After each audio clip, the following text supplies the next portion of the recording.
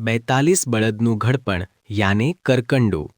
રાજર્ષિ કરકંડુનું મૂળ નામ અપકર્ષિત હતું. તે દંતપુરના ચંડાળ જનંગમનો પુત્ર હતો.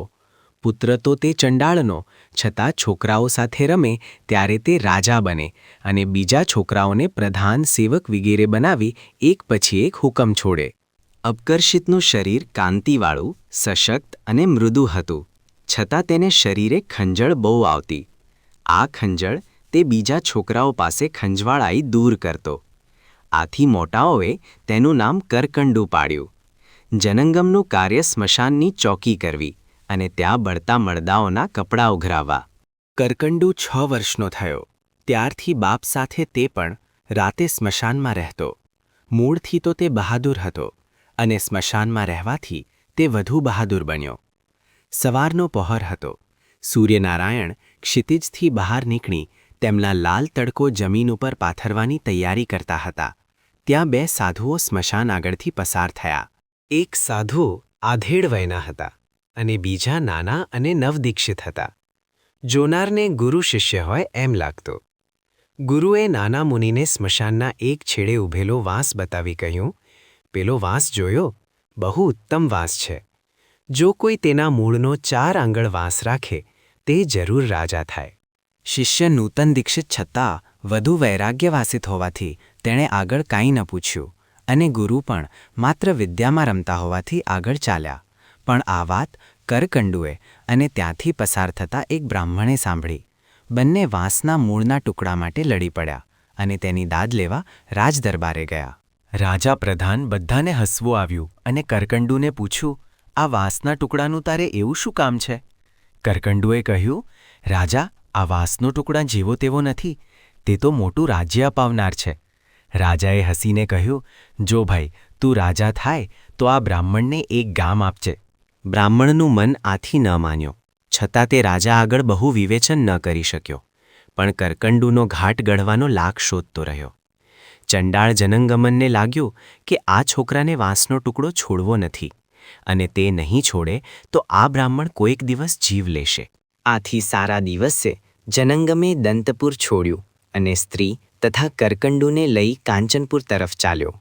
કાંચનપુરમાં પેસતા જ એક દેવી અશ્વ અને પ્રધાન મંડળને સામું આવતું દેખ્યું. જનંગમ અને કરકંડુ જરા માર્ગથી આઘા ખસ્યા, પણ અશ્વે કરકંડુ ઉપર જ કળશ ઠોળ્યો.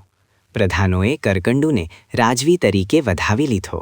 કરકંડુ અશ્વ ઉપર આરૂઢ થયો અને તેના પ્રવેશ મહોત્સવની શરૂઆત થઈ.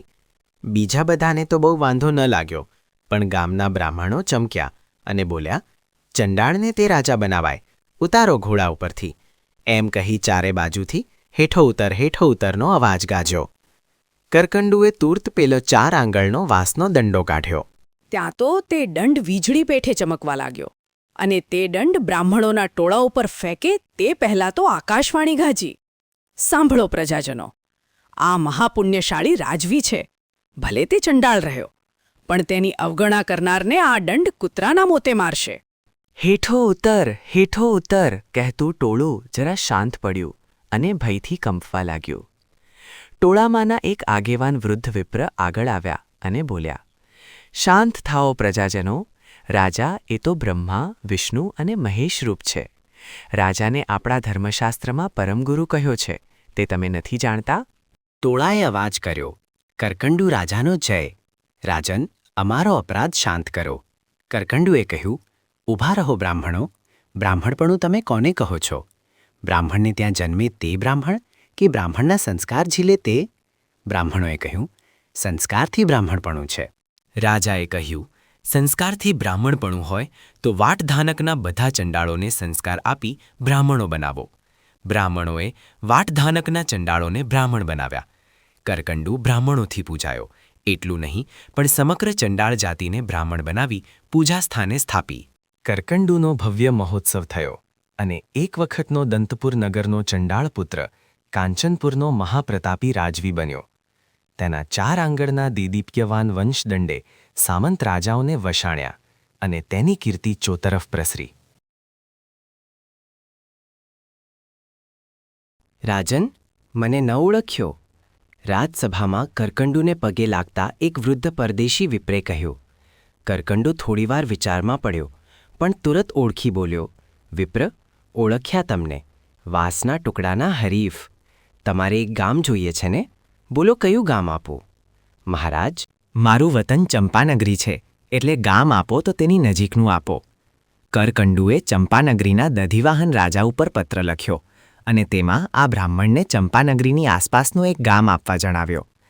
ચંપાપતિને એક ગામડું આપવામાં વાંધો નહોતો, પણ કરકંડુ પોતા ઉપર વર્ચસ્વ રહે તે તેને ખૂંચતું હતું. તેણે ગામ ના આપ્યું અને બ્રાહ્મણને તિરસ્કાર કરી કાઢી મૂક્યો. કરકંડુને આ જાણી ક્રોધ ઉપજ્યો અને તેણે લશ્કર તૈયાર કરી ચંપાનગરી ઉપર ચઢાઈ કરી. ચંપાને સીમાડે દધિવાહન રાજાના અને કરકંડુના લશ્કરો એકઠા થયા. એક ગામડા કાજે હજારો ગામડા અને હજારો માનવોનો નાશ સર્જાય તેવા તોપોના ધડાકા થવા માંડ્યા.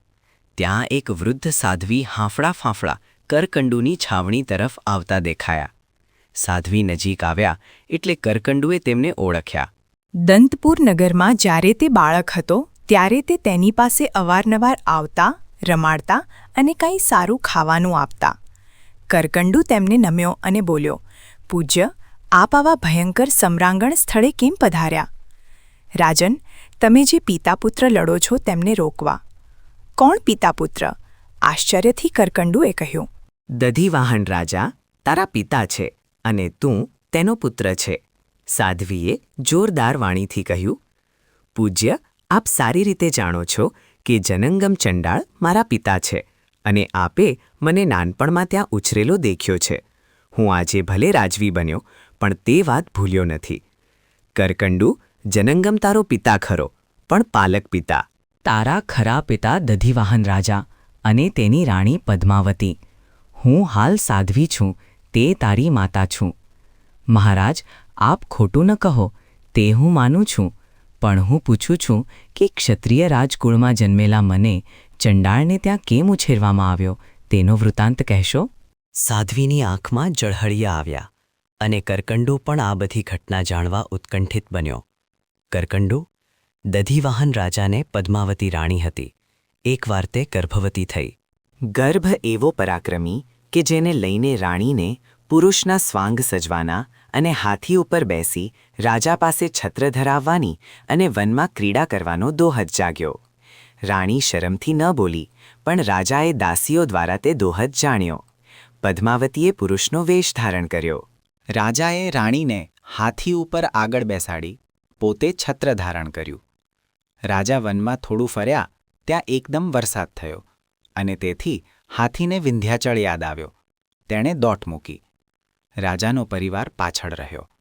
1-2 કલાક થયા પણ હાથી ન અટક્યો. રાજાએ છેટીથી એક વડની ડાળી દેખી. રાણીને કહ્યું, તું આ ડાળી પકડજે અને હું પણ પકડીશ. રાજાએ ડાળી પકડી પણ પદ્માવતી ન પકડી શકી. હાથી તો આગળ ને આગળ ચાલ્યો અને એક અગાધ સરોવરમાં પેઠો. પદ્માવતીએ ધીમેથી કૂદકો માર્યો અને તે પાણીમાંથી બહાર નીકળી સરોવરના તીરે આવી. થોડીવારે આમ તેમ ફર્યા બાદ તેણે એક તાપસને જોયો. તેને તે પગે લાગી એટલે તાપસે કહ્યું, વત્સે, તું કોણ છે? પદ્માવતીએ પોતાનો બધો વૃત્તાંત કહ્યો. તાપસ તેને આશ્રમમાં લઈ ગયો. વનના મીઠા ફળો આપી તેણે તેનું સ્વાગત કર્યું અને વનનો માર્ગ વટાવી દંતપુરનો માર્ગ ચીંધ્યો. ચીંધેલ માર્ગે પદ્માવતી દંતપુર આવી અને ત્યાં એક સાધ્વીને મળી. સાધ્વીએ સંસારની અસારતા અને સંસારના મેળા આવા જ હોય છે વિગેરે કહ્યું. રાણીને વૈરાગ્ય ઉપજ્યો અને ત્યાં જ તેણે દીક્ષા લીધી. દીક્ષા લેતા પહેલાં શરમથી હું ગર્ભવતી છું તેવું તે ન બોલી, પણ ઉદરવૃદ્ધિ થતાં તે વાત છાની ન રહી. સુગુરુણીજીએ પદ્માવતીને છુપાવી અને છુપી રીતે પ્રસવ કરાવ્યો. પદ્માવતીએ પુત્રનો જન્મ આપ્યો અને તે તુર્થનો જન્મેલો બાળક સ્મશાનમાં મૂકી આવી. કરકંડુ આ સ્મશાનમાં મૂકી આવેલ બાળક જનંગમે રાખ્યો, પુત્ર તરીકે ઉછેર્યો અને કરકંડુ તરીકે પ્રસિદ્ધ થયો. કરકંડુ, તું ચંડાળ પુત્ર નહીં પણ દધિવાહન રાજાનો પુત્ર અને તારી માતા હું પદ્માવતી તારી સામે ઊભેલ સાધ્વી છું. હું સાધ્વી બની પણ મને તારા ઉપરનો મારો મોહ ન ગયો, તેથી હું જનંગમને ત્યાં આવતી, તને રમાડતી અને સારું સારું વહોરી લાવી તને ખવડાવતી. એક ધન્ય પળે જનંગમે દંતપુર છોડ્યું. કાંચનપુરમાં તારી 16 કળા ખીલી, તું રાજરાજેશ્વર બન્યો. આ બધાથી હું અજાણી નથી. તને સુખી દેખી મેં મોહને વાળ્યો અને જીવને સંયમ માર્ગે પરોવ્યો. પણ દધિવાહન રાજા સામે તને યુદ્ધ કરવા ચડેલો દેખી હું તમને બંનેને વારવા આવી છું. કરકંડુ, તું ચંડાળને ત્યાં ભલે ઉછેર્યો, પણ તારા માતા પિતા રાજકુળ ક્ષત્રિય છે અને તું રાજપુત્ર છે. કરકંડુ, ઉઠ, વિચાર ન કર, તારા પિતાને ભેટ અને યુદ્ધ બંધ કર. કરકંડુ વિચાર વમણમાં ગુંચાયો. સાધ્વી તુર્ત ત્યાંથી નીકળી દધિવાહનની છાવણી તરફ ગયા. વૃદ્ધ દાસીઓએ વર્ષોનો અંતરવેશનું પરાવર્તન છતાં સાધ્વીને ઓળખી લીધા. તેઓ રાજા પાસે દોડી ગઈ અને રાજાને સાધ્વી પાસે વહી આવી. રાજાએ તપોલક્ષ્મી રૂપ સાધ્વીને નમસ્કાર કર્યા અને આ બધું કેમ બન્યું તેની ઘટના પૂછતા કહ્યું કે તે ગર્ભનું શું થયું. સાધ્વીએ કહ્યું, રાજન, જેને માટે તમે પૂછો છો તે ગર્ભનો બાળક રાજરાજેશ્વર બની તમારી નગરીને ઘેરી ઊભો છે અને તમને હંફાવે છે. કરકંડુ મારો પુત્ર. હા, દધિવાહને કરકંડુની છાવણી તરફ પગ ઉપાડ્યા. કરકંડુ સામે આવ્યો અને દધિવાહનના ચરણકમળમાં મસ્તક ઝુકાવ્યો. રણાગણ ક્ષેત્ર પ્રેમ ક્ષેત્ર બન્યું. વેરની છોડોને બદલે પ્રેમનો ઉજ્જવળ પ્રવાહ ઉછળ્યો. સામસામે શમશેરો ઝુકાવવા તૈયાર થયેલા સૈનિકો પરસ્પર ભેટ્યા અને ઘડીભર વિહામણું થયેલ વાતાવરણ હાસ્યમાં ફેરવાયું. કરકંડુનો પ્રવેશ મહોત્સવ ઉજવાયો. સમગ્ર જનતાએ જાણ્યું કે કરકંડુ ચંડાળ નહીં પણ ક્ષત્રિય રાજપુત્ર હતો અને તે વિના આવું બળ, પુણ્ય અને પ્રતિષ્ઠા પણ ક્યાંથી હોય. દધિવાહન રાજા વૃદ્ધ થયા હતા. ખરે સમયે પુત્રનો ભેટો થયો જાણી તેમણે કહ્યું, પુત્ર, હું હારી તને રાજ્ય સોંપત. તેના કરતાં ગૌરવથી સમર્પણ કરી દીક્ષિત થાવ તે શું ખોટું. ચંપાનું રાજ્ય તું સંભાળ અને મને દીક્ષા લેવાની અનુમતિ આપ. કરકંડુએ ઘણી આનાકાની કરી પણ તેને દધિવાહને ચંપાપુરીનો રાજા બનાવ્યો. આમ કરકંડુ ચંપા અને કાંચનપુર બંનેનો રાજવી બન્યો. કરકંડુ રાજા એક વખત ગોકુળ જોવા પધાર્યા. ગોકુળમાં રહેલા એક વાછરડા ઉપર રાજાની નજર પડી. તે તેમને ખૂબ ગમી ગયું અને તેથી તે બોલ્યા, ગોપાલક, શું સુંદર વાછરડો છે. એની ચામડી તો જાણે તગત તગતું રૂપું અને એનો થનથનાટ તો જાણે હિલોળા મારતી નદીના તરંગો જેવો છે. આ વાછરડાને સરસ રીતે ઉછેરજો અને જીવની પેઠે જતન કરજો. ગોપાલક વાછરડાને દૂધ પાય છે, તેના શરીરે માલિશ કરે છે અને સરસ રીતે ઉછેરે છે. રાજા પણ રોજ રોજ વાછરડાને જુએ છે, મલકાય છે અને કહે છે કે શું સુંદર શરીર અને શી તેની ચપળતા. થોડો સમય થયો અને રાજા રાજ્ય કાર્યમાં વ્યગ્ર બન્યા. ગોપાલક, ગૌશાળામાં મારો માનીતો સાંઢ હતો તે કેમ દેખાતો નથી? એક વખત અચાનક પધારેલ કરકંડુએ પૂછ્યું. ગોપાલે કહ્યું, મહારાજ, આ રહ્યો, એમ કહી એક વૃદ્ધ, ખોખા, નિર્મળ અને આંખમાં પીવાવાળો બળદ લાવી રાજા આગળ ધર્યો. રાજા ગુસ્સે થયો અને બોલ્યો, હું આ ઘરડા ખખને માગતો નથી. હું જેને તમે સારી રીતે ઉછેરો છો અને હું સંભાળતો હતો તેને માગું છું. ગોપાલે નમી કહ્યું, મહારાજ, એ જ સાંઢ ઉંમર થવાથી વૃદ્ધ થયો છે. વૃદ્ધાવસ્થાએ તેના રૂપ, યૌવન અને શક્તિ સહાર્યા છે. રાજા મૌન રહ્યો પણ તેના હૃદયમાં વિચારધારા ઘૂમવા લાગી. વૃદ્ધાવસ્થા શું બધાની આવી દશા કરે? હું પણ શું આવો ખોખો, નિસ્તેજ અને પ્રતિભા વિનાનો થઈશ? કાલે આ સાંડ કેવો સશક્ત અને ગર્જના કરતો હતો, તે આજે સાવ દુર્બળ અને હોશ વિનાનો બન્યો છે.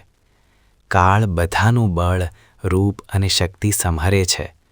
જગતમાં કોઈ ચીજ નિત્ય નથી, તો પછી રૂપ અને વૃદ્ધિમાં શા માટે આસક્ત થવું? કરકંડુની આ વિચારધારાએ તેમના પૂર્વ સંસ્કાર જાગૃત કર્યા અને તેમને પ્રત્યેક બુદ્ધ બનાવ્યા. કહ્યું છે કે સમબુદ્ધો દઠ્ઠુણ રિદ્ધિ વસહસ્સ જો રિદ્ધિ ચ સો કરકંડુ રાયા કલિંગ જણવયવતી જયઉ. બળદની યુવાવસ્થા અને પુષ્ટ દેહને જોઈ તથા યુવાવસ્થા ગયા પછી તે જ બળદનો દુર્બળ દેહ અને પરાભવતા જોઈ પ્રતિબોધ પામ્યા તે કલિંગ દેશના કરકંડુ રાજા જયવંતા વર્તો.